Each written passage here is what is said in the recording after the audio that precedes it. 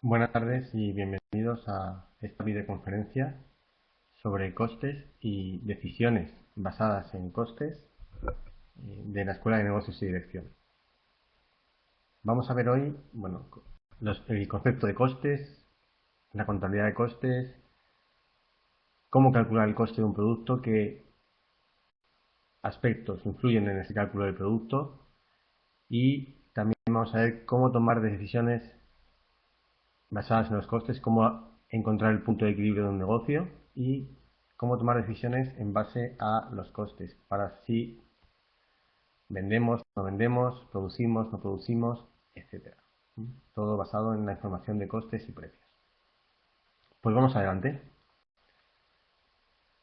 Bien, de la contabilidad de la empresa podemos decir inicialmente que estudiamos tres grandes ramas de la contabilidad de la empresa. En primer lugar tenemos la contabilidad financiera. La contabilidad financiera, que es la tradicionalmente estudiada como la contabilidad legal o también llamada contabilidad externa o contabilidad general, tiene como objetivo mostrar la imagen fiel de la compañía. Es decir, los estados financieros, producir y generar los estados financieros obligatorios, legales o también los intermedios para el uso de los directivos, en el que mostramos la situación financiera, la situación económica de la empresa y su situación de liquidez.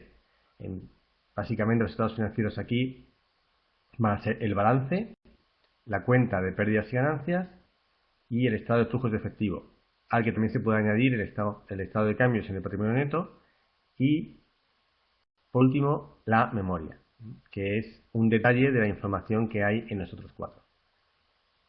Y, como he dicho, la información de la contabilidad financiera tiene usuarios externos, también los tiene internos dentro de la empresa, la dirección, los gestores pueden usar la información de la contabilidad financiera, pero generalmente es una información externa. De hecho, sirve para liquidar los impuestos, impuestos sobre sociedades, y también en España esas cuentas hay que depositarlas en el registro mercantil cada ejercicio, al cierre del ejercicio. En segundo lugar, la segunda gran rama de la contabilidad es la contabilidad de costes, también llamada contabilidad interna o contabilidad analítica. Y aquí no vamos a partir de el exterior, porque en la contabilidad financiera partimos de las transacciones que la empresa tiene, de las compras, de los pagos, de los ingresos, de las ventas, de los préstamos que toma, sino de cómo usa los recursos, cómo aplica los recursos para producir un producto o un servicio. Es decir, vamos a entrar más en el proceso y qué recursos utiliza para producir eso y entonces qué coste tiene cada uno de esos recursos y cómo calculamos el coste del producto en base al coste de los recursos que se han empleado en producir ese bien o ese servicio. Por tanto, los usuarios siempre van a ser usuarios internos. La dirección de la empresa, los gestores para tomar decisiones relativas a la organización de la empresa, al uso de recursos, a la expansión, a más inversión, a la optimización de esos recursos, etc. Y, por último, el otro gran pilar de la contabilidad es la contabilidad previsional. La contabilidad previsional lo que va a hacer es mirar al futuro. En la contabilidad de costes y la contabilidad financiera estamos hablando siempre de pasado y presente, mientras que en la contabilidad previsional vamos a estar hablando de futuro. Vamos a hablar de presupuestos, de planes financieros y vamos a intentar hacer estimaciones de cómo van a ser esos estados financieros, de cómo van a ir esos costes en los años venideros. El presupuesto va a estar generalmente acotado al primer ejercicio futuro, mientras que los planes financieros van a ir más a lo largo del tiempo. Van a ir en un plazo más largo, entre 3 5 años, y evidentemente cuanto más largo es el plazo, el detalle será un poco menor, pero van a servir como guía de los números que debe tener la empresa. Y de la información que facilitan estas tres ramas de la contabilidad, tenemos lo que se llama contabilidad para dirección, en la que partiendo de información tanto de balance, cuenta de resultados, flujos de efectivo, como de recursos, costes, márgenes, ingresos, precios, que vendrá la contabilidad de costes, y de el presupuesto, de la ejecución del presupuesto, el cumplimiento del presupuesto y la marcha de los planes financieros, tendremos lo que llamamos contabilidad para dirección o contabilidad de gestión para dirección, que recibe muchos nombres, con normalmente soportada en sistemas de información para dirección, en cuadros de mando, etc. O sea, todo esto va a comportar. Evidentemente hay más información que no es solo contable, que va a ser parte de la información que recibe la dirección de la empresa para su gestión y para la toma de decisiones.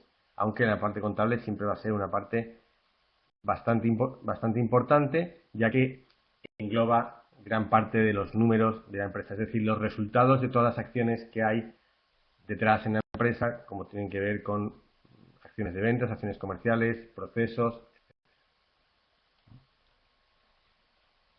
Entonces, la contabilidad de costes, que también hemos dicho que se llama contabilidad interna o contabilidad analítica, tiene como finalidad, como hemos dicho, obtener información de cómo se han producido los resultados de la empresa desde un punto de vista interno, es decir, costes e ingresos.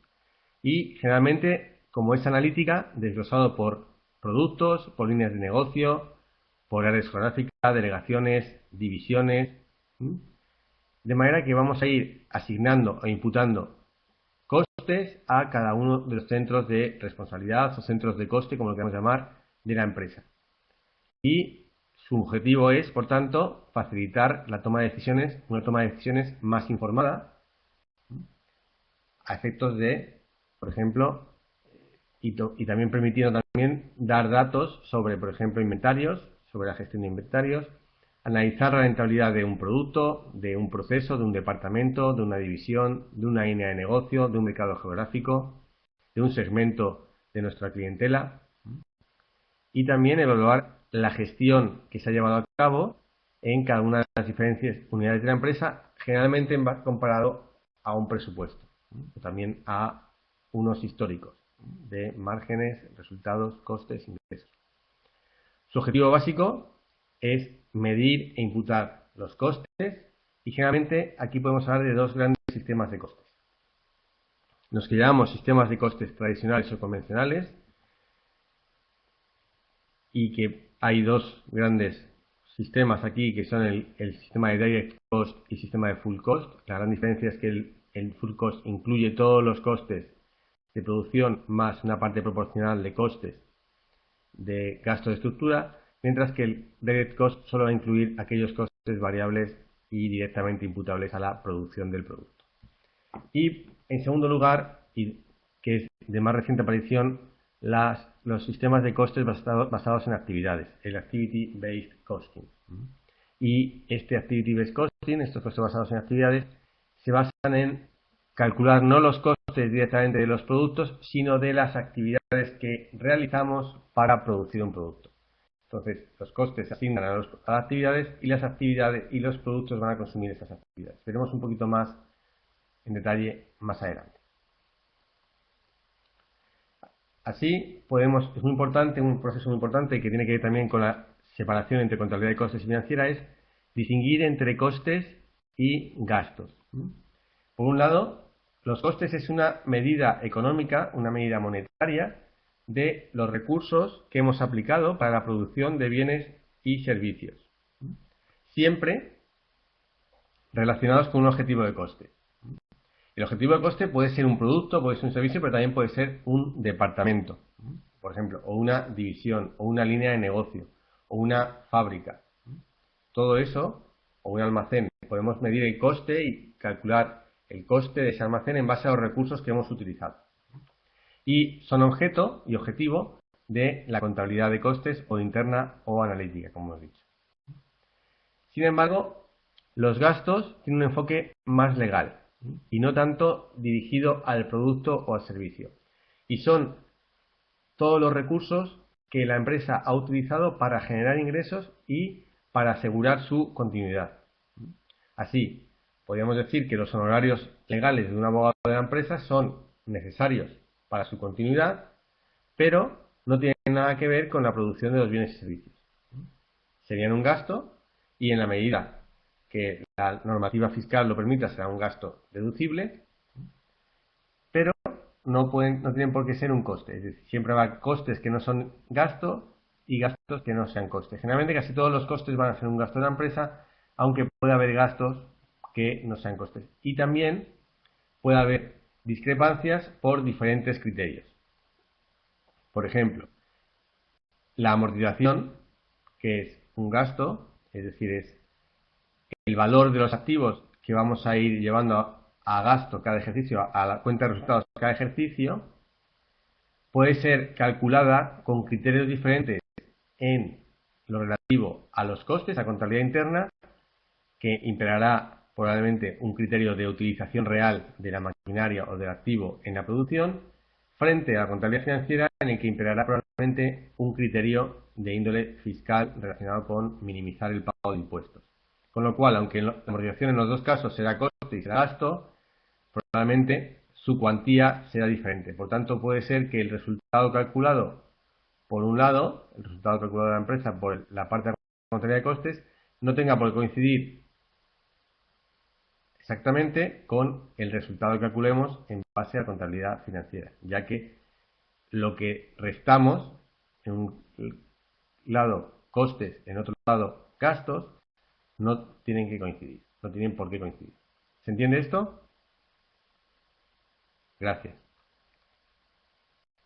Entonces, ¿cómo podemos definir los costes? ¿Cuál sería el concepto de costes? Bueno, pues podemos decir que los costes es la valoración monetaria de los recursos que hemos empleado, recursos y factores de producción empleados, ya sea de una manera directa o indirecta, luego explicaremos qué significa esto, mediante un proceso racional, un proceso lógico, para producir un bien o un servicio. También puede ser para mantener un departamento, para mantener una actividad, para... Los costes podemos asignarlos en función del objetivo de coste que queremos medir. No necesariamente tiene que ser el producto o el servicio, puede ser cualquier tipo de departamento de la empresa, división de la empresa, un servicio como lo prestamos, una delegación, una línea de negocio, etc. Puede ser cualquier tipo de lo que queramos medir. En función de lo que queramos medir, el coste será aplicable en un sitio o en otro. Entonces, una pregunta para vosotros. ¿Es cierto respecto a los costes? Y aquí puede haber más de una respuesta. A, que son objeto de la contabilidad analítica. B, que son objeto de la contabilidad financiera. C, que miden los recursos utilizados para la continuidad de la empresa. Y D, que miden los recursos utilizados en la producción. O E, que todas son correctas. Entonces, si podéis poner vuestras respuestas.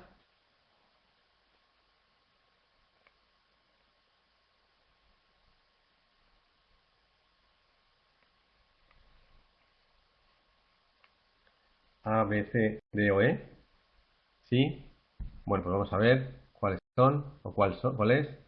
Efectivamente, la A y la D. Por un lado son objeto de la contabilidad analítica o contabilidad interna, la contabilidad de costes. Y por otro lado, miden los recursos utilizados en la producción. B y C corresponderían, en cambio, a el concepto de gastos. Estos serían gastos y lo otro sería conceptos relacionados con costes. Muy bien, muchas gracias. Buen trabajo. Bueno, entonces vamos a ver cómo podemos clasificar los costes. Vamos a clasificarlo desde 4 puntos de vista o desde 4 criterios diferentes. En primer lugar, según el tipo de recurso que está involucrado en la producción del bien o del servicio. Así, tenemos mano de obra, es decir, el personal que trabaja para la producción, las personas, lo que son gastos de personal, todo lo que tiene que ver con gastos de personal, relacionado con la producción o con el objetivo de coste que estemos midiendo. En segundo lugar, materiales, todo aquello que tenga que ver con compras de materias primas, de otras consumibles, repuestos, etcétera. Y servicios como pueden ser servicios de mantenimiento, servicios de reparaciones, servicios de seguridad, alquileres, todo eso son servicios que nos pueden tener aquí, o electricidad, agua, gas, comunicaciones, todo esto son servicios que tienen que ver con los costes, que son de otra categoría. En segundo lugar, otra clasificación es en función de su función dentro de la empresa, una clasificación funcional. Y pueden ser costes de aprovisionamiento, es decir, relacionados con todo lo que es las compras de materias primas y otros materiales utilizados, costes de producción o fabricación relacionados con todo el proceso de transformación de esas materias primas en productos terminados, y puede ser incluir aquí mano de obra, puede incluir horas máquina, electricidad, etcétera, etcétera. En tercer lugar, costes comerciales, que está relacionado con la venta del producto. Pueden ser comisiones pagadas, pueden ser también costes de transporte o logística de entrega de los productos. Y también aquí podemos en cada caso hacer más distinciones. Podemos que costes comerciales solamente aquella parte que tiene que ver con descuentos, comisiones, etcétera. Mientras que puede haber otro coste que sea costes logísticos, que tenga que ver con el reparto, la distribución de nuestros productos. En cuarto lugar, la estructura, que tienen que ver con todo lo que son servicios generales de una empresa, como pueden ser departamentos administrativos, departamentos financieros, departamentos de recursos humanos, departamentos de calidad, departamentos de tecnología o sistema informática, incluso departamentos de marketing corporativo y todos que sean departamentos centrales. Y por último, costes financieros que están relacionados con las deudas, con la financiación de la empresa. O sea, todo lo que tenga que ver con préstamos solicitados para la continuidad y para la expansión de la inversión de la empresa, tendrán costes financieros. Esta es una clasificación en base a la función, puede hacerse más detalle, puede hacerse menos, eso cada empresa podrá, en su caso, según su naturaleza y según su problemática, pues tener más detalle o menos detalle en este caso. El tercer criterio de clasificación es en relación a la actividad o al volumen de actividad. Y aquí tenemos costes variables y costes fijos. Costes variables son aquellos que varían si varía la producción. Es decir, voy a poner un ejemplo. Si yo produzco hamburguesas, el pan será un coste variable, porque cuantas más hamburguesas produzca, más pan tendré que consumir. ¿Correcto? Bien. Por el contrario, un coste fijo es aquel que es el mismo independientemente de cómo varía la producción. Por ejemplo, si yo tengo esa misma hamburguesería y yo pago un alquiler por el local, ese coste es fijo porque va a dar igual que yo produzca una hamburguesa a que produzca 1.000.000 de hamburguesas, ¿correcto? Entonces, por eso es un coste fijo. Es independiente de la producción, del volumen de producción. Sin embargo, hay también, no todo es blanco o negro en el variable y fijo. Hay también costes semivariables y costes semifijos. Costes semivariables son aquellos que tienen una parte del coste fija y una parte del coste variable. Aquí, por ejemplo, podríamos tener sueldos, por ejemplo, el sueldo de un comercial, que tendrá una parte fija y una parte variable en función de sus ventas, ¿no? Pues en relación a las ventas, el sueldo de un comercial puede ser un coste semivariable. Tiene una parte fija que cobra independientemente de lo que venda y una parte variable que va a ser en función de las ventas vendidas, de objetivos, de comisiones, etcétera. O, por ejemplo, también el gasto de electricidad. Si observáis una factura de electricidad, veréis que hay dos epígrafes fundamentales.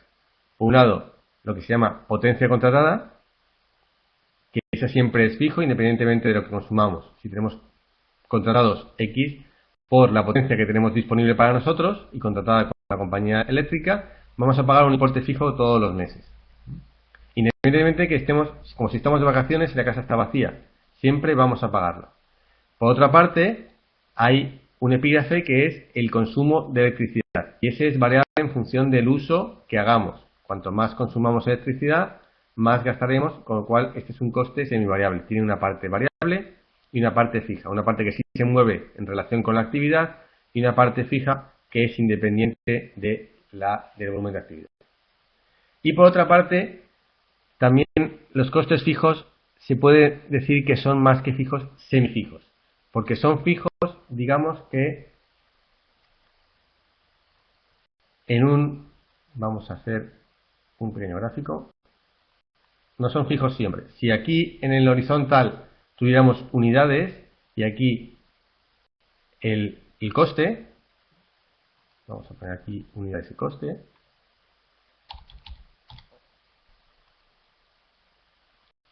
ya tenemos coste.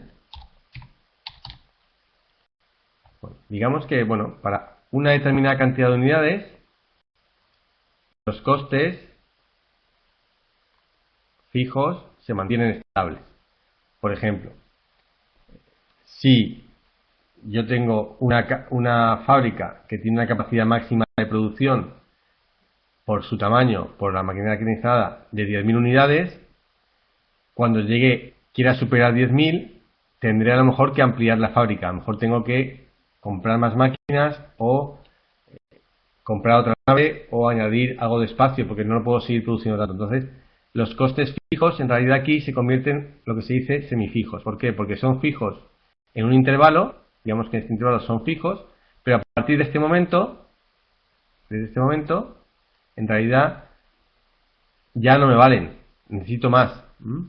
En el ejemplo de hamburguesería, imaginaos que si quiero vender más hamburguesas, ya no tengo suficiente con ese local y ese personal, tengo o que contratar más personal, o ampliar el local, o abrir otro local más. Es decir, sería dar un salto y podemos decir que los costes semifijos se comportan un poco escalonadamente. Es decir, son válidos en lo que se llama este intervalo de validez, eso se llama el intervalo de validez o el rango de validez de los costes fijos, y a partir de ese momento necesito hacer ampliaciones de capacidad para poder aumentar mi producción, con lo cual doy pequeños saltitos de expansión y por tanto mis costes fijos se van incrementando. Según el negocio que tengamos, estos saltitos pueden ser cada muy poco tiempo, cada muy pocas unidades, cada muy poca venta, o muy amplios. Y también pueden ser muy altos, es decir, un incremento muy grande de costes para simplemente producir un poquito más, dependiendo del negocio en que estemos, o simplemente son pequeños escaloncitos. Un pequeño escaloncito, otro pequeño escaloncito, otro pequeño escaloncito, otro pequeño escaloncito. Esto es más habitual, los pequeños escaloncitos en negocios de servicios, que podemos ajustar quizá más los recursos a la nueva producción. En negocios industriales, pues si necesito comprar una máquina que realmente solo tengo una, tengo que comprar otra, no hay un tema intermedio, los saltos suelen ser un poco más grandes. ¿Entendido esta diferencia entre variable y fijo y semifijo y semivariable? Variables varían con la producción, fijos son independientes de la producción, son siempre los mismos. Semivariables tienen un componente fijo y un componente variable, y semifijos son en realidad estos fijos que van dando, que son válidos en lo que se llaman rangos o intervalos de validez, y a partir de ahí hay que dar incrementos de costes fijos. Y por último, en relación a si son su imputación y la trazabilidad de su imputación, los costes pueden ser directos o indirectos. Y son directos cuando puedo hacer una relación unívoca entre el recurso y el producto. Es decir, puedo decir, la hamburguesa, puedo decir, oye, pues es un pan para cada hamburguesa. Un pan para cada hamburguesa. Bien, eso es directo, totalmente directo.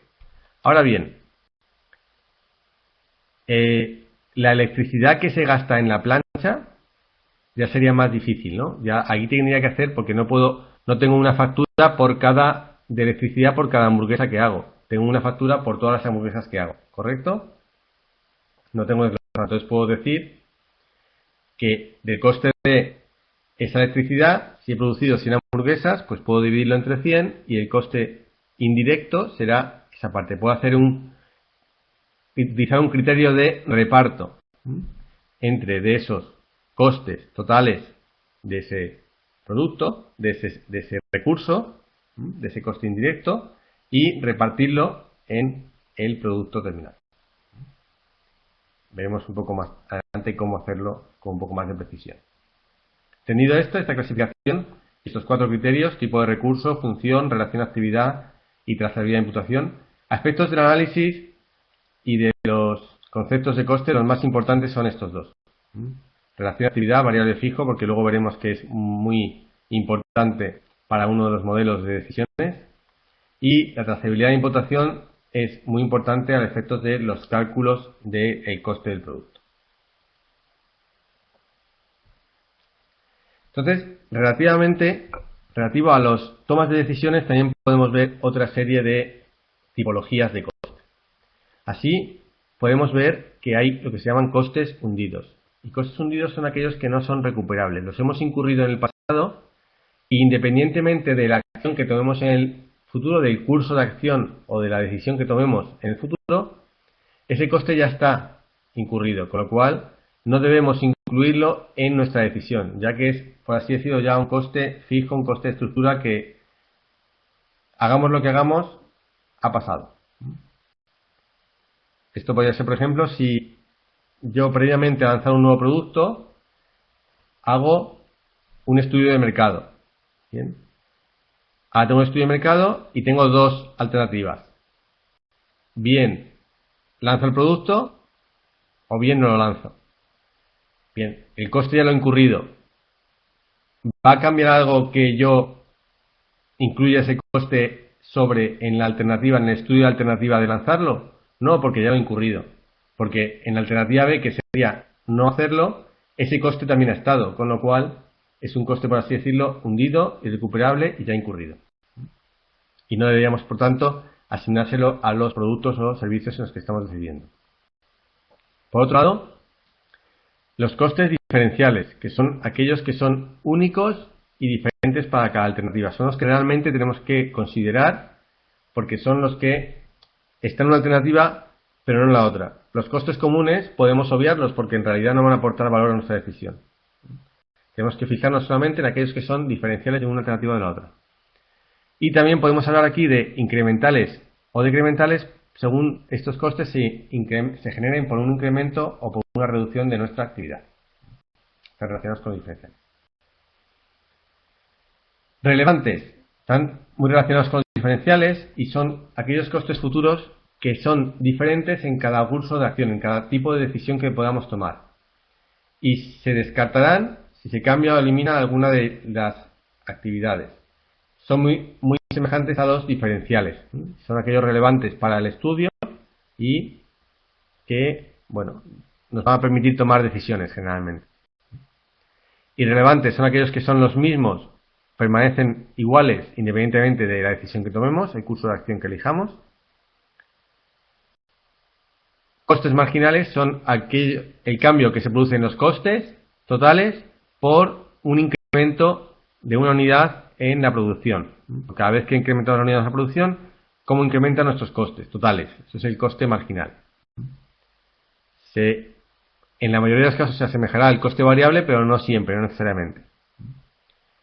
El coste de oportunidad es cuando tomamos una decisión, los beneficios que dejamos de ganar de las otras opciones.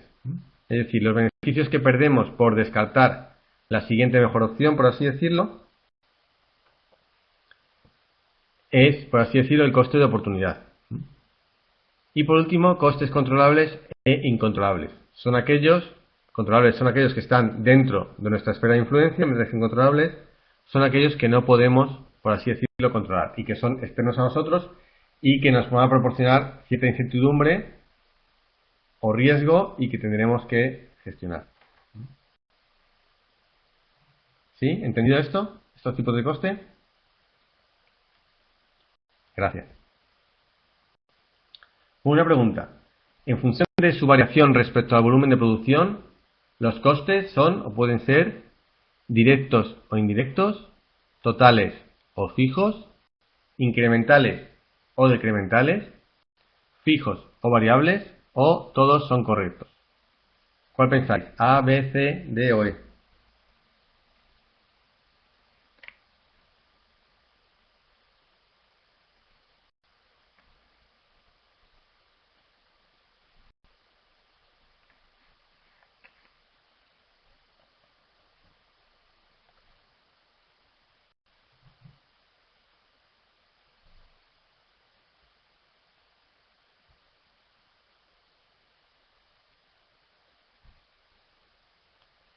A ver, ¿qué pensáis? Efectivamente, la D. Según el volumen de actividad, los costes pueden ser fijos o variables. Las otras tres clasificaciones no tienen que ver con el volumen de producción. Incrementales e incrementales según el incremento de producción. Totales o fijos incluye los fijos y los variables. Si es fijos más variables o solo fijos. Y directos e indirectos es en función de su trazabilidad. Perfecto, gracias. Pues vamos a continuar. Entonces, vamos a tomar el modelo de full cost o coste completo para la determinación del coste del producto. Y entonces, este modelo clasifica los costes en dos grandes grupos. Por un lado, los que realmente están asociados a la producción.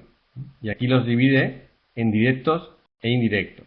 Directos, recordad, aquellos que podemos relacionar de manera unívoca y exclusiva recurso con producto, mientras que indirectos son aquellos en los que tengo que hacer algún tipo de reparto, asignación o imputación o cálculo para llevar a cada producto su parte proporcional.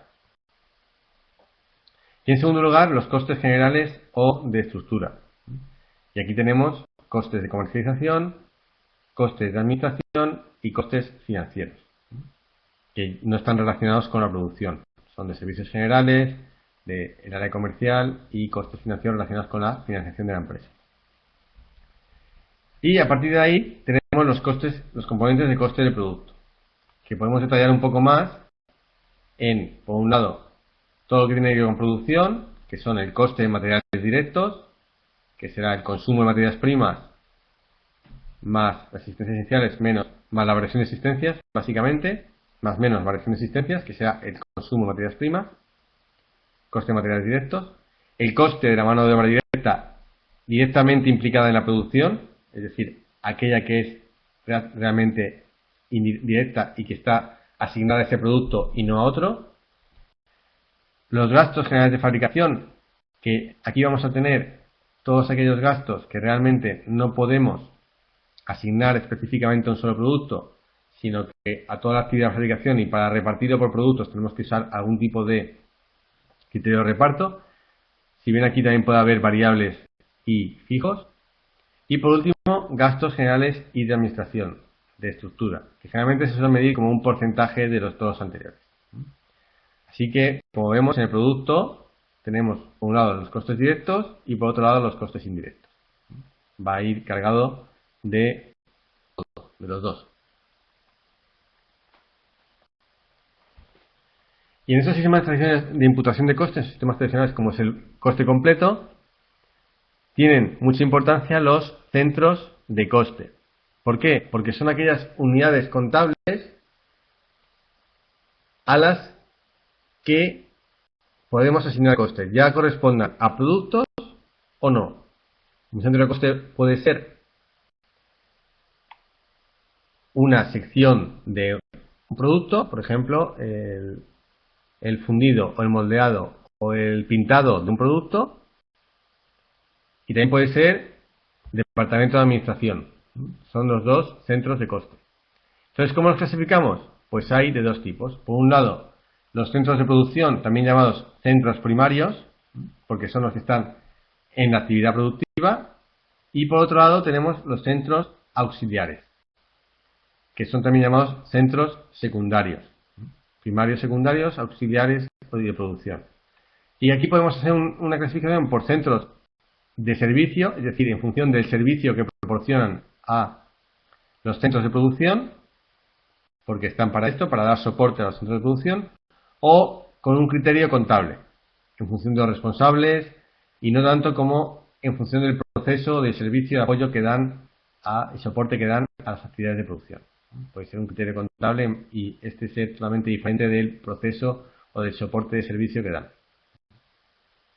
a los centros de producción. Entonces, una fase muy importante en el cálculo del coste del producto es los repartos e imputaciones de costes.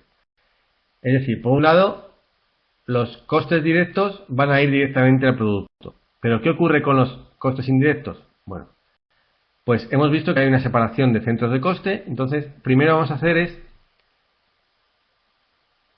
repartir todos los costes de los centros de servicio, de los centros secundarios, de los centros de soporte y de apoyo a los centros primarios de producción. Entonces, vamos a hacer un reparto de los centros auxiliares a los productivos y también previamente de los centros auxiliares entre sí, porque también los centros auxiliares se dan servicio unos a otros. Luego veremos 4 tipos o 4 criterios para hacer este reparto. ¿Cómo hacemos ese reparto de centros auxiliares a productivos? Bueno, pues podemos utilizar múltiples criterios. En primer lugar, en función del servicio recibido efectivamente. Es decir, por ejemplo, si estuviera repartiendo el coste del departamento de personal, del departamento de recursos humanos de la empresa, podría hacerlo en función de la plantilla media que tiene de los empleados que hay efectivamente contratados en cada departamento o cada centro productivo. O en base al servicio potencial que podría dar si estuviera funcionando a máximo rendimiento cada área. Esto sería en base a lo real, eso sería a máxima capacidad. Otro criterio puede ser en base a la superficie ocupada de cada departamento. Por ejemplo, esto tendría sentido a lo mejor cuando estoy repartiendo centros de mantenimiento, por ejemplo. ¿De acuerdo? Otros en base a tamaño, ya sea en función de las ventas, en función de las unidades producidas o la plantilla, etc. Y por último, usar cualquier otro criterio o criterios especiales. Una combinación de varios. Por ejemplo, si estoy repartiendo los gastos de administración del departamento de administración, a lo mejor puedo usar el número de facturas emitidas de cada centro de coste, ¿no? Como criterio para repartir, ¿no? Porque realmente cuantas más facturas emitamos y también recibamos, pues más carga de trabajo tendremos. O también una combinación de varios: servicio potencial, tamaño, superficie ocupada, etc. Y una vez que tenemos todos estos costes de centros auxiliares dentro de los centros productivos y ya tenemos en los centros de producción todos los costes agrupados, aquí los asignaremos, los repartiremos entre los productos. ¿Cómo? Pues en base a horas de mano de obra directa, a horas máquina o a otros que puedan ser más ajustados a la realidad de cómo realmente se adjudica el coste, de cómo se aplica el recurso al producto. Estos son los criterios más utilizados: las horas de mano de obra directa de cada producto, o las horas máquina que lleva cada producto, o cualquier otro. Así que bueno, en resumen, el coste tiene costes directos más los costes indirectos más los costes de estructura, que vamos a llevarlos primero a la producción. Así, gráficamente podríamos verlo así. Comenzamos por los centros no productivos, o sea, centros secundarios o centros de soporte auxiliares, que se van a repartir también los gastos entre sí, los costes entre sí, y una vez que estén todos sus costes, los vamos a llevar a los centros productivos, a las dos fábricas que tenemos aquí, a la fábrica alfa, a la fábrica delta y a la fábrica epsilon. Aquí ya tenemos agrupados todos los centros, todos los costes de aquí, más los costes propios, indirectos, y de aquí estos costes indirectos los vamos a llevar a los productos y les vamos a añadir sus costes directos. ¿De acuerdo? Estos son costes indirectos. Todo esto que hay aquí son costes indirectos. Y vamos a llevar al producto. Y por otro lado, a los productos vendrán, vamos a poner aquí, sus costes directos. Los directos también irán a los productos, por otro lado. Ahí, ahí y ahí. ¿De acuerdo? Así que tendrá el producto costes indirectos que vienen de esta cadena, van bajando escalonadamente, y los costes directos que vienen directamente mano de obra, materiales, etc. Como hemos visto aquí antes, es importante primero hacer un reparto de costes de los centros de servicio entre sí, ya que también ellos se dan servicios, es decir, el departamento de personal da servicio al departamento de administración, al departamento de marketing, al departamento de informática, El departamento de administración también da soporte a personal, da soporte a informática, informática da soporte a los otros también. Entonces, hay que repartirlos. Bien, pues vamos a ver qué criterios podemos utilizar o qué sistemas. El primero, que es el más preciso, el más adecuado quizá en empresas que buscan mucha precisión en su contabilidad de costes, es el que se llama sistema de ecuaciones simultáneas. Entonces aquí vamos a clasificar, por ejemplo, el coste de cada departamento y vamos a resolver un sistema de ecuaciones. Sistema de ecuaciones con varias incógnitas, lo resolvemos y así podremos ir bien. Por ejemplo, si el departamento alfa tiene que dar un 10% de su producción al beta y el beta da un 5% de su coste al alfa, bueno, pues hacemos aquí un sistema de ecuaciones, lo resolvemos y tenemos cuál es cuál. En segundo lugar, tenemos lo que llamamos el sistema de distribución repetida. Es decir, los costes de cada centro auxiliar se van a ir repartiendo entre todos los otros centros, tanto auxiliares como no, según los porcentajes asignados, hasta que el saldo en todos ellos acaba siendo 0. Es decir, cada vez vamos a ir repartiendo. Repartimos todos los centros a 1 y ahora volvemos a repartir todos esos centros, incluido ese. Ahora vamos a repartir todos esos centros, incluido ese, hasta que todos se quedan en 0. O casi 0. El orden específico de cierre, aquí lo que hacemos es que todos los departamentos auxiliares solo se reparten una vez. Así cogemos primero el departamento auxiliar más grande, lo repartimos en todos los demás y ya no volvemos a repartir nunca más ese departamento. Vamos al segundo, lo repartimos y ya no volvemos a repartir. Es decir, se llama orden de cierre porque una vez que vas cerrando un departamento no vuelves a recibir costes de los demás. Y el último, que es el más sencillo y el que se utiliza muchas veces en empresas pequeñitas y que no tienen muchos recursos dedicados a la contabilidad de costes, es que de los centros de servicio nunca se reparten entre ellos, solamente se reparten hacia los centros productivos.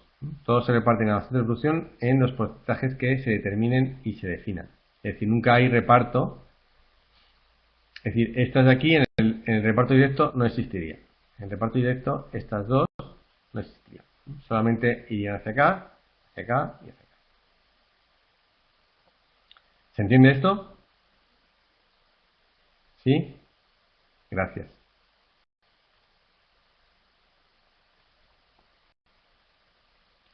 Bueno, pregunta.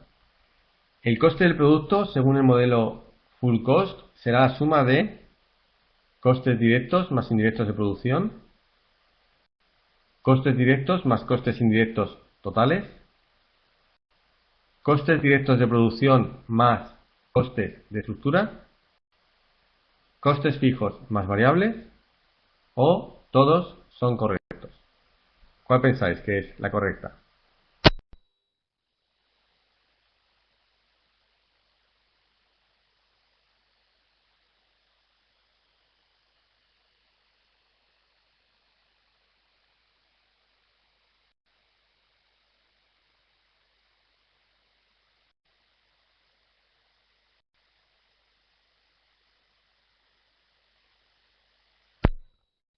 Vamos a ver.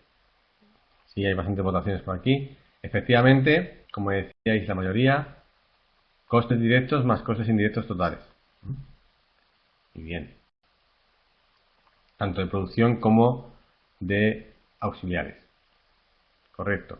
Muchas gracias. También el coste del producto será igual a total de costes fijos más costes variables, pero no es según este modelo. No es según el modelo full cost. Bueno, vamos a hablar del modelo coste-volumen-beneficio, que es un modelo muy interesante a la hora de tomar decisiones. Y este modelo parte de la diferenciación o de la clasificación del criterio de reparto, de clasificación de costes fijos o variables. Es decir, en función, como recordáis, del volumen de actividad. Es decir, fijos son aquellos que permanecen constantes independientemente de cómo varían las ventas, mientras que variables son aquellos que se mueven si se mueven las ventas. Así, creamos un concepto que es el margen de contribución unitario. El margen de contribución unitario es igual al precio unitario del producto menos el coste variable unitario. Bien. A partir de ese concepto podemos calcular el margen de contribución total de la empresa, que será igual al margen de contribución unitario por unidades producidas. Y así, de una manera bastante sencilla, podemos llegar a calcular el beneficio de la empresa, que será por tanto igual al margen de contribución total, es decir, a ese margen unitario por el total de unidades menos los costes fijos totales de la empresa. Ese será nuestro beneficio calculado desde ese punto de vista, desde ese modelo de coste volumen beneficio. Y el beneficio será igual entonces al precio menos el coste variable unitario por las unidades, es decir, margen de contribución total, menos costes fijos totales. Bien. Bueno, pues ¿qué nos permite este modelo? Bueno, pues en primer lugar, nos permite hallar el punto muerto o punto de equilibrio. ¿Y qué es el punto muerto de equilibrio? O también se llama umbral de rentabilidad. Bueno, pues es el nivel de ventas de la empresa que cubre todos los costes fijos y todos los costes variables. Es decir, en ese momento el beneficio de la empresa es igual a cero. ¿Y cómo lo calculamos? Bueno, pues el punto muerto, el break-even point en inglés, será igual a los costes fijos partido por ese margen de contribución unitario, es decir, si yo gano por cada unidad 1 euro entre precio y coste variable, pues si reparto todos mis costes fijos entre ese euro, tendré el número de unidades que necesito fabricar o vender para cubrir los costes fijos y por tanto, por así decirlo, alcanzar el umbral de rentabilidad, el beneficio cero. Y podemos medirlo en euros de dos maneras, o bien multiplicando esta cifra por el precio, estas unidades que nos ha dado, aquí lo podemos multiplicar por el precio, si lo multiplicamos por P, es una manera de tener el punto muerto en euros, o bien de esta segunda manera, los costes fijos partido por 1 menos el coste variable unitario entre el precio, es decir, sería costes fijos entre el margen en porcentaje, o el tanto por 1, y nos da directamente en euros. ¿Sí? ¿Entendido? Gracias. Vamos a verlo en un gráfico. Así, si tenemos esta línea roja, representaría las ventas, los ingresos.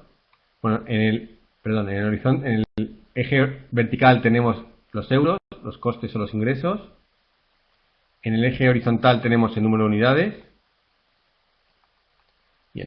Y tenemos tres líneas en este gráfico. En primer lugar, la línea de las ventas, los ingresos, esta línea roja, que es igual a las ventas, que es igual al precio por el número de unidades.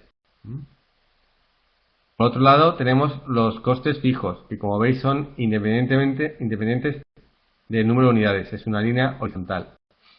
Y, por último, los costes totales, que son igual a estos fijos más el variable unitario por el número de unidades. Bien, pues en ese momento, ese punto en el que se cruzan, hay una intersección entre las ventas y los costes totales, es el punto de equilibrio. Punto de equilibrio que va a coincidir con este número de unidades y que va a coincidir con esta cifra de ingresos o gastos. Aquí el beneficio será igual a cero. Bien. A la izquierda de esta cifra, a la izquierda de este punto, todos los volúmenes por debajo de este punto, tendremos pérdidas y las pérdidas van a venir, podemos verlas gráficamente, como la distancia entre las dos líneas, entre la línea de costes totales y la línea de ingresos. Aquí esa sería la pérdida para estas unidades, digamos en las unidades X. Y si tuviéramos unas unidades Y por encima de esa línea, podemos también ver cuál es su beneficio sobre el gráfico, también por la distancia entre las dos curvas. Esto sería esto menos esto, este sería el beneficio. Esto sería el beneficio, esta distancia entre las curvas. Beneficio y pérdida, y todo esto de aquí serán pérdidas, todo esto serán beneficios. Evidentemente, cuanto más amplio es el margen de contribución, más rápido llegamos al margen de contribución, cuanto más bajos son los costes fijos, etcétera. Es decir, a efectos del punto muerto, si os fijáis, cuanto más alto es el precio, más bajo es el punto muerto. Cuanto más bajo es el coste variable, evidentemente, más bajo es el punto muerto, y cuanto más bajos son los costes, más bajos es el punto muerto. Entonces, ¿cómo podemos aplicar el punto muerto? Bueno, pues hemos visto en primer lugar esta primera aplicación, las unidades a vender. Pero puede ser que las unidades a vender, en nuestro caso, no sea una variable. Puede ser que sea algo que nos viene dado, porque tenemos un contrato de suministro con un gran cliente. Entonces, pero si tenemos claros cuáles son nuestros costes fijos y cuál es nuestro coste variable unitario, porque tenemos un acuerdo con un proveedor. Vale, entonces, ¿a qué precio deberíamos vender para no perder dinero? Si sabemos cuáles son las unidades que vamos a vender, el coste variable de cada unidad y los costes fijos totales que tenemos, bueno, pues podemos calcular ese precio como costes fijos totales más el número de unidades por el coste variable unitario y todo partido por el número de unidades. Esto nos va a dar lo que llamamos el precio de punto muerto, siempre que sepamos las otras tres variables.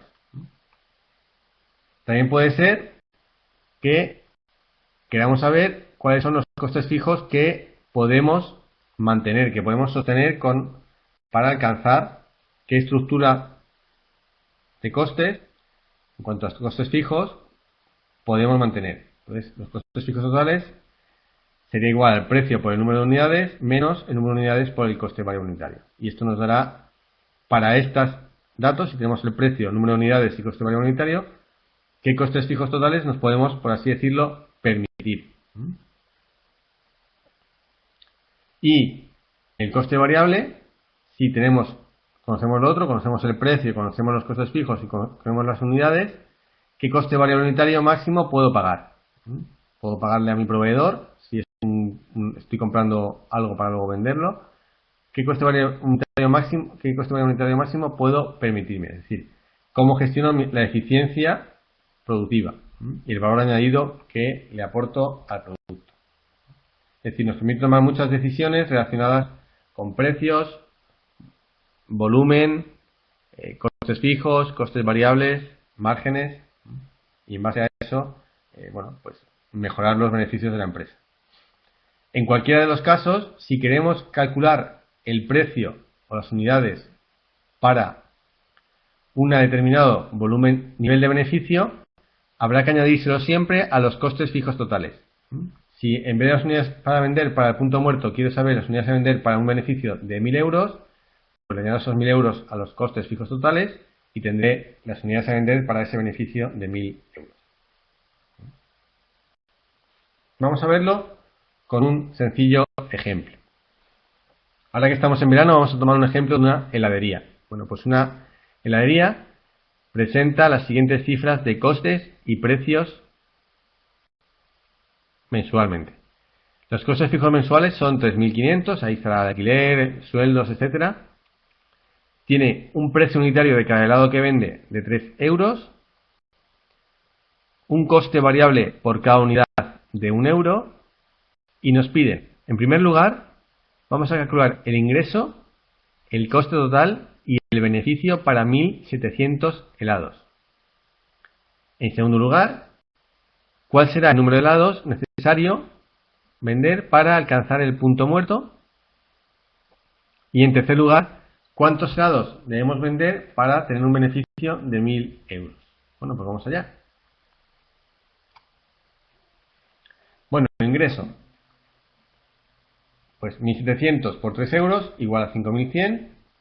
Coste total igual a 3.500 más, que son los costes fijos, más 1.700 por 1 euro, que es el variable, 5.200. Y por tanto el beneficio será ingreso 5.100 menos 5.200 coste. Tenemos una pérdida de 100. Bueno, lástima, no hemos llegado al beneficio con 1.700 unidades. ¿Cuál será el punto muerto? Bueno, pues utilizando la fórmula fácilmente. Costes fijos partido por precio menos coste variable unitario, 1.750 unidades. Estábamos aquí a 50 unidades del punto muerto. Y por último, ¿cuántas unidades tengo que vender para alcanzar un beneficio de 1000? Como he dicho antes, en estos casos hay que añadir a los costes fijos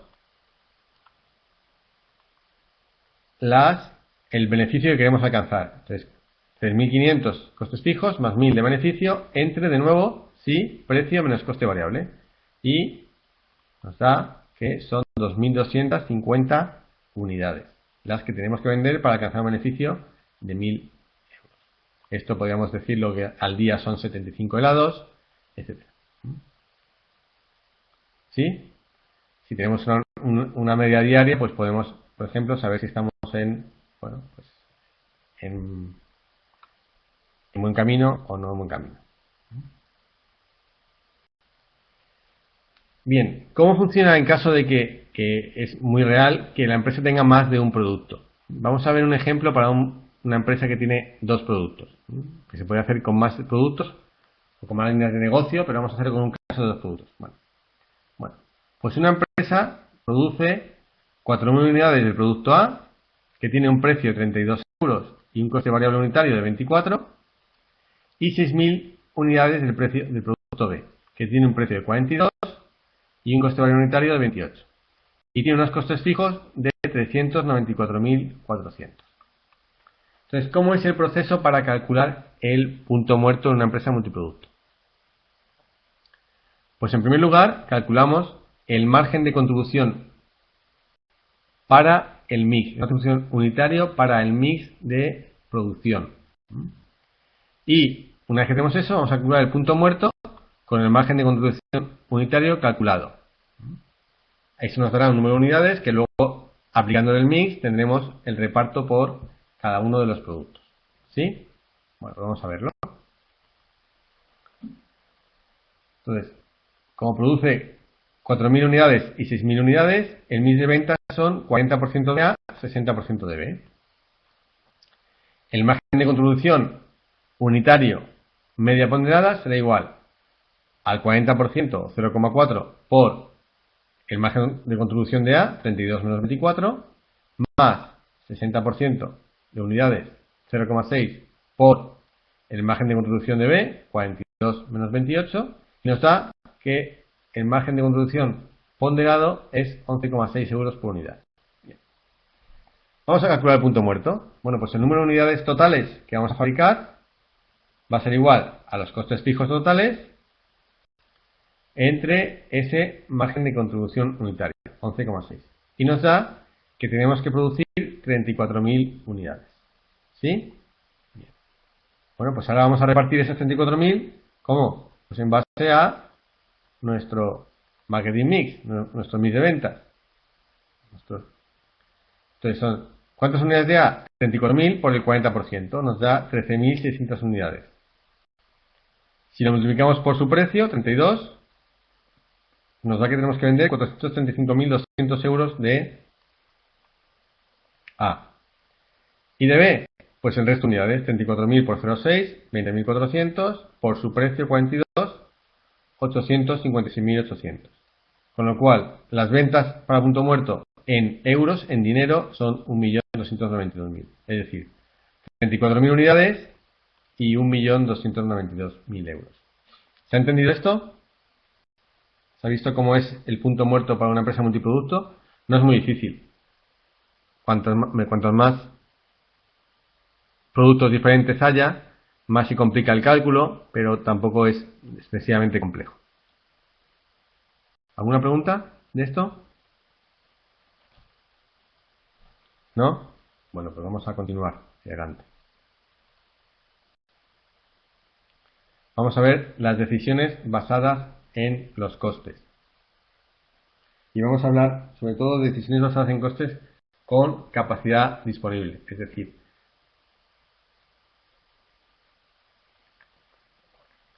no hay ningún recurso escaso. Es decir, todo podemos producir porque siempre tenemos recursos disponibles o podemos adquirirlos.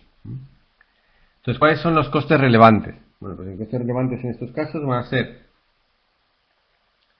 los costes fijos, los costes variables y los costes fijos directos si los hay.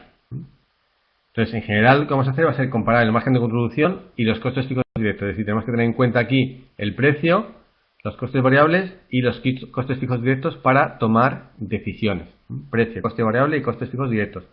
Eso está muy en relación, bueno, sale directamente del modelo coste-volumen-beneficio. Entonces, decisiones que podemos tomar. Por un lado, vamos a ver si podemos aceptar un pedido especial. Es decir, un cliente habitual, cuando ya tenemos, por así decirlo, nuestra producción cerrada, nuestros costes cerrados y todo, nos hace un pedido extra. Un pedido extra que no está dentro de nuestra programación de producción.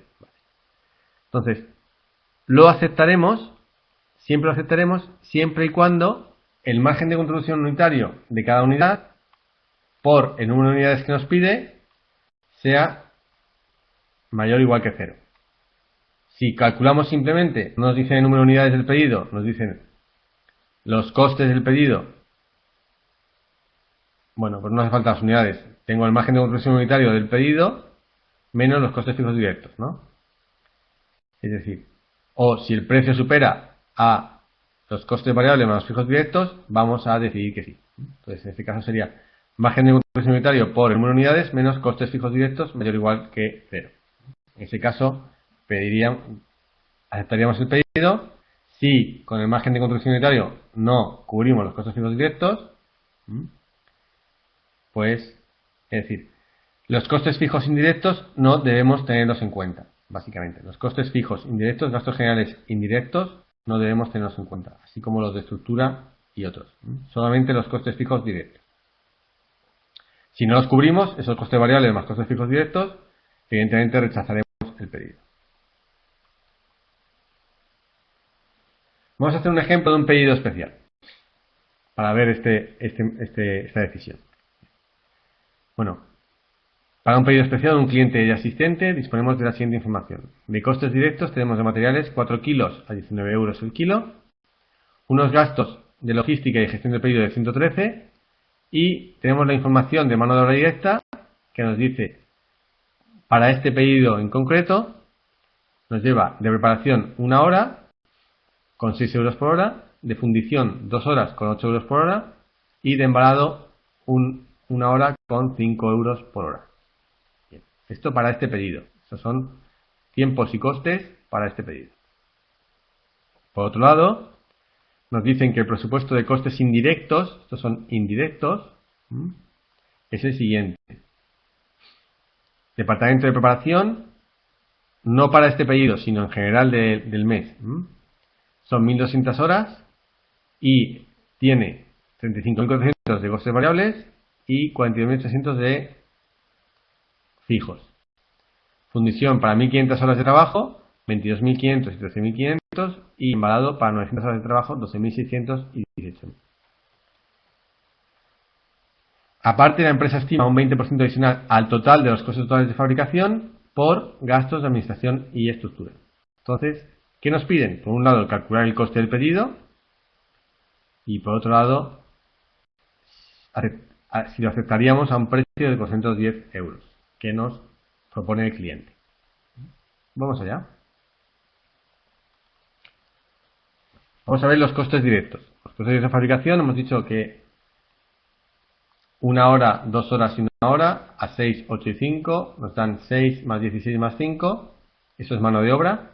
Estos tres primeros son mano de obra. Material eran 4 kilos a 19,76 euros, con lo cual tenemos en primer lugar 103 que serían costes directos de fabricación y un gasto directo de lo que tiene que ver con la logística de 113, con lo cual costes directos del pedido son 216. Es el coste directo del producto, 116. Vamos a ver los costes variables de fabricación. Los indirectos vamos a separarlos. Por un lado tenemos las tres secciones, preparación, fundido y embalado. Ahí hemos visto que el coste total del departamento eran 35.400 de gastos variables. Lo repartimos entre 1.200 horas y como este pedido nos lleva 1 hora, pues nos da 29,50. Fundición, 22.500 era el total de costes de fundición de variables indirectos entre 1.500 horas de carga de trabajo por 2 horas, que era lo que había aquí, nos da 30 euros, y embalado eran 12.600 horas, 12.600 euros de coste total del departamento entre 900 horas por una hora de trabajo que tiene, nos da 14 euros. Con lo cual, los total costes variables de fabricación son 73,50. Es decir, estos serían costes directos y costes variables más directos.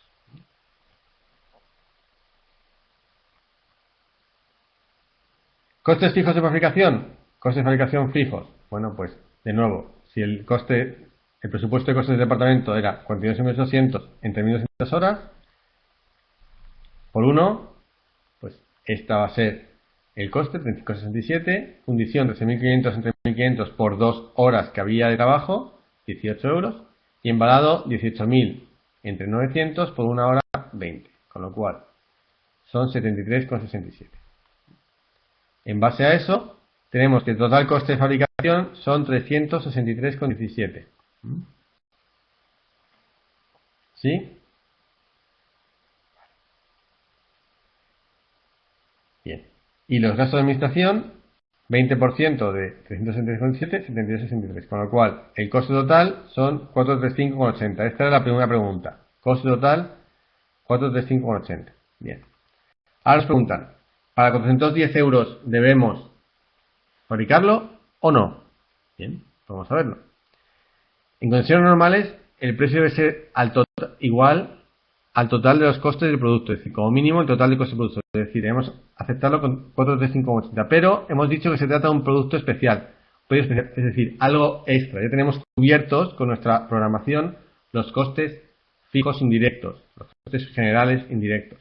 Entonces, eso no vamos a tenerlos en cuenta. Entonces, vamos a tener en cuenta los costes variables más los fijos directos, que no son 309,50. Aquí hay una errata. Vamos a borrarla. Son 289,50. Lo pone aquí abajo. No sé dónde sale. Son 289,50 que debemos comparar con el precio que ha puesto nuestro cliente. Con lo cual, si el precio es mayor que estos 289,50, que son los costes directos más los variables, costes directos de fabricación, fijos directos más variables, vamos a decir que sí. ¿Vale? Así que aceptaremos el pedido. ¿Se entiende esto?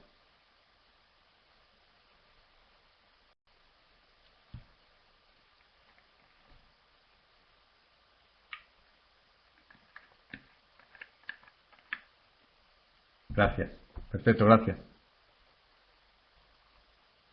Vamos a las siguientes decisiones que podemos tomar. Bueno, pues otra decisión que podemos tomar es si añadimos o retiramos un producto. Y aquí de nuevo lo que vamos a comparar es el margen de contribución total con los costes fijos directos. Y si el margen de contribución total supera esos costes fijos directos, continuaremos la producción o añadiremos ese nuevo producto. Si no los cubrimos, ese margen de contribución total, el margen de contribución total es menor que los costes fijos directos, retiraremos el producto o no lo añadiríamos a nuestra producción. Y igualados, tendremos en cuenta otros factores, como por ejemplo temas estratégicos, temas de marketing, tema de que, por ejemplo, este producto nos pueda servir para fidelizar clientes o para que los clientes darles un servicio extra o para aumentar nuestra cartera y satisfacer nuevas necesidades y atraer nuevos clientes a nuestra empresa. Es decir, tenemos que ver otros factores más relacionados con la estrategia del marketing y las ventas que con temas estrictos de costes. Y otra decisión semejante a esta es si producimos internamente un producto o un servicio o lo subcontratamos, si lo compramos fuera. Así, si el número de unidades por el precio de compra, PC es el precio de compra al proveedor, supera a el número de unidades por el coste variable más los costes fijos directos, produciremos. si el número de unidades por el precio de compra no supera a los costes variables por el número de unidades más el coste fijo directo, entonces compraríamos fuera, subcontrataríamos la producción de ese bien. Como he dicho, estas son decisiones siempre con capacidad disponible. Si tuviéramos capacidad limitada, es decir, si hubiera algún recurso que tenemos limitado, o varios, vamos a maximizar el margen unitario por ese recurso escaso. Es decir, aquel recurso que nos dé un margen unitario mayor será sobre el que nos centraremos. Vamos a hacer un ejemplo de si producimos o compramos. Bien, pues tenemos un restaurante que se llama Come Bien, que quiere imprimir los menús del día y bueno, otros documentos para sus clientes y internos, y se cuestiona si es conveniente alquilar una copiadora propia en renting o seguir, como está hasta ahora, subcontratando su servicio con una empresa local que se llama MyCopia. Las condiciones de las dos opciones son, por un lugar, que es lo que está haciendo ahora, MyCopia factura 12 céntimos por cada copia realizada. Por otro lado, la máquina de renting tiene un coste mensual de 80 euros de alquiler más 3 céntimos por copia. Y el restaurante estima imprimir unas 1.200 hojas al mes por copias, ¿no? Entonces, ¿cuál es la decisión más adecuada desde el punto de vista económico? Es decir, vamos a ver según los costes. Vamos a verlo. Tenemos que comparar por un lado el precio de compra por las unidades. Si el coste de subcontratar sería lo que hemos visto de precio de compra por número de unidades, es 0,12 por 1.200, 144 mensuales. Y por otro lado, los costes fijos directos más los variables. Los costes fijos directos serían esos 80, ya que son el coste fijo mensual de ese alquiler, es directo, y los variables serían 0,03 por copia. De esa manera, 1.200 por 0,03 más 80 son 116 mensuales, con lo cual, para estas 1.200, evidentemente el ahorro son aquí de 28 euros, con lo cual le sale mucho más rentable alquilar su propia fotocopiadora. También se podría calcular, en cierto modo, cuál sería el punto muerto de esta opción. ¿Cómo sería? Pues el punto muerto sería 80, que sería el coste fijo, partido por 0,12 menos 0,03. Y eso sería el número de unidades mínimas que debería producir la empresa, que debe imprimir para que le compense alquilar. Sería, voy a ponerlo, 80 entre 0,12 menos 0,03. Y esto nos da 80 entre 0,09. Unas 890 copias más o menos será su punto muerto. Es que no da una cifra exacta, pero más o menos será unas 890 copias. Con lo cual, evidentemente, esta cifra es supera. ¿Sí? ¿Se entiende esto? Perfecto, gracias. Vamos a hablar por último del sistema ABC de imputación de costes o sistema de costes basados en actividades. ¿En qué consiste? ¿Cómo funciona este sistema? Bueno, en primer lugar, el proceso de producción lo vamos a descomponer en actividades que sean las tareas o los elementos más simples de ese proceso. Cuantificaremos qué coste está asociado a cada actividad, el coste total asociado a esa actividad. Y a partir de ahí vamos a imputar el coste de esa actividad al producto, ¿vale? El coste de actividad al producto es lo que llamamos los inductores o vectores de coste. Generalmente van a ser las unidades producidas, pero pueden ser otras, ¿no? Pero generalmente van a ser las unidades producidas o las unidades tratadas o gestionadas, ¿no? Entonces, ¿qué ventajas tiene? Pues en primer lugar que la imputación de costes se hace de manera totalmente causa-efecto. En segundo lugar, nos permite identificar cuellos de botella, exceso de capacidad, también ver qué sitios necesitan más recursos, qué actividades necesitan más recursos, qué actividades están sobradas, etcétera. Y por último, también realizar cálculos adecuados de coste en actividades de servicio, ya que en actividades de servicios los sistemas tradicionales de costes son un poco farragosos y no dan una información muy valiosa, pero con el sistema ABC en actividades de servicios se llega a conclusiones y a decisiones bastante adecuadas, a cálculos bastante, análisis bastante adecuados.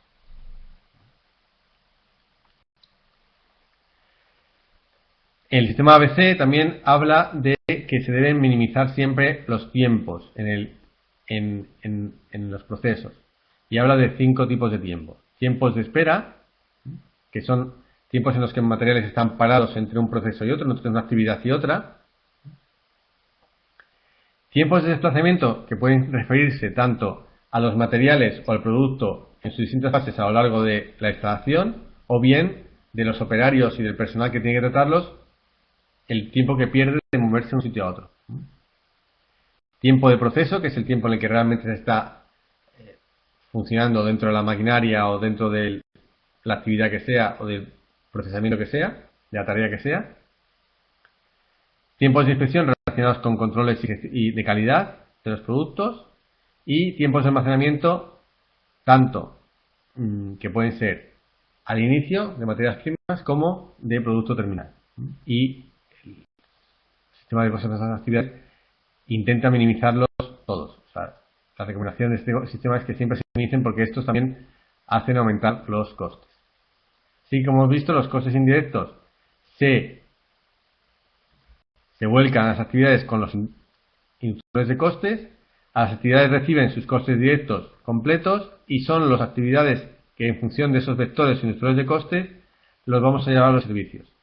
Si os fijáis, antes hablábamos de centros de coste, secundarios, primarios, para llevarlos para calcular el coste del producto. Aquí hablamos de actividades, costes indirectos y directos, pero costes de las actividades, no de centros de coste. Es decir, tiene una visión más de cómo funciona el proceso, más que de estructura. Y vamos a hablar un poquito finalmente de las decisiones de precio y cómo precio y coste, en relación al volumen, como hemos visto, por el sistema de coste, volumen, beneficio, determina el beneficio de la empresa. ¿Y qué decisiones de precio podemos tener? Bueno, pues en primer lugar podemos tener, que es muy habitual sobre todo en el pequeño comercio y en los comercios, precios basados en costes. Bien, markup o markdown. Markup significa un porcentaje sobre el precio de coste, sobre el coste de compra, sobre el coste de producción, y markdown, un porcentaje de margen sobre el precio de venta. Es decir, yo quiero ganar un 30% sobre mis ventas, sería una manera de calcular mi precio, es decir, o yo quiero calcular un 50% sobre mis costes, sobre mi precio de coste. Vale, pues aquí calcularé el precio bien hacia alta o desde abajo hacia arriba. ¿Vale? En función de cómo quiera calcular el margen. El margen lo puedo calcular, siempre se puede calcular sobre las ventas o sobre los costes. Más habitual es sobre las ventas, pero puede ser sobre las ventas. También podemos hacer ofertas especiales de producto. Pues con más cantidad por el mismo precio, 3×2, cosas así. Ofertas especiales de precio, como un descuento X en la segunda unidad, o un descuento flat en X, o todo a €1, como suele ocurrir mucho en el retail. Y descuentos especiales que pueden ser una combinación de producto y precio, o relacionando varios productos diferentes entre sí. ¿Y qué variables hay que considerar en estas decisiones de precio? Pues en primer lugar la competencia, ya que la competencia nos va a marcar un poco también el ritmo y no podemos desfasarnos mucho de la competencia, salvo que añadamos mucho más valor. La demanda, cómo nos pide la demanda, los clientes, si es muy sensible al precio, si es menos sensible al precio, si aprecia otras cosas. Nuestros costes, tanto fijos como variables. Ya aspectos más estratégicos como el posicionamiento, el marketing, el ciclo de vida, la estrategia de la empresa, si es una estrategia de liderazgo en costes, si es de valor, de diferenciación, y las restricciones que podamos tener en precio por temas legales o etc. Y por último comentar que cuando el precio no es una variable, porque estamos en un sector regulado, que tenemos que marcar un precio que está pactado, está regulado, por ejemplo, puede ser temas como la electricidad, etcétera, lo que se utiliza es la metodología del target costing, que es buscar un coste objetivo que es el que se necesita para alcanzar un beneficio deseado. Buscamos un beneficio y en función de ese beneficio tenemos que tener un coste máximo al que podemos producir. Y en resumen, queremos ver es de los costes, el concepto, la clasificación de función y tipo, directos, indirectos, fijos, variables, en función de la actividad, en función de su trazabilidad, los tipos de costes para las decisiones, relevantes, diferenciales, hundidos, etcétera. ¿Cómo los calculamos? Los costes directos y los costes indirectos con el reparto entre centros productivos y auxiliares y cómo vamos haciéndolo en cascada, de centros productivos y auxiliares entre ellos, de centros auxiliares entre ellos, centros auxiliares a los centros productivos y los centros productivos a los productos. Y por último, el modelo coste-volumen-beneficio, que nos permite calcular el punto muerto, umbral de rentabilidad, y también tomar decisiones basadas en costes y precios. Y hemos visto decisiones de producir, de retirar, de aceptar pedidos especiales y de subcontratar o producir nosotros. Eso era básicamente todo lo que quería contaros hoy. Muchísimas gracias por vuestro tiempo y bueno, si no hay ninguna pregunta más, no hay preguntas, pues muchísimas gracias por vuestro tiempo y nos vemos en la próxima videoconferencia. Muy buenas noches. Muchas gracias.